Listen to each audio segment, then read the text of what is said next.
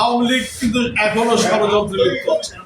সেই লিপ্ত থাকার সূত্রতায় ভারতে এই সাবেক প্রধানমন্ত্রী খুনি শেখ হাসিনা ভারতে গিয়ে ভারতের সরকারের সাথে যোগ সাজস করে ফারাক্কা বাঁধ সহ অন্যান্য যত বাঁধ আছে এক রাত্রের মধ্যে ছেড়ে দিয়ে আমাদের দেশের লোকদেরকে ডুবিয়ে হত্যা করার একটা বাজে পরিকল্পনা, কালো নীল নকশা করা হয়েছে।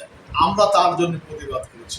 আমাদের মূল প্রতিবাদ হচ্ছে আমাদের দেশকে রক্ষা করতে হবে, দেশে শান্তি শৃঙ্খলা ফিরিয়ে আনতে হবে এবং ভারতে থেকে যে ষড়যন্ত্র আওয়ামী লীগ করে যাচ্ছে সেই ষড়যন্ত্রকে প্রতিহত করতে হবে এবং আমাদের সংগঠনটাকে সাংগঠনিক ভিত আরো শক্তিশালী করার জন্য আমাদের নেত্রী শামা ওবায়দকে শপথে বহালের জন্য আমরা কেন্দ্রীয় নেতৃবৃন্দর কাছে আবেদন করেছি, বিনীত আবেদন করেছি যে তাকে শপথে বহাল করলে আমাদের সাংগঠনিক কার্যক্রমটা খুব সুন্দরভাবে পরিচালিত হবে।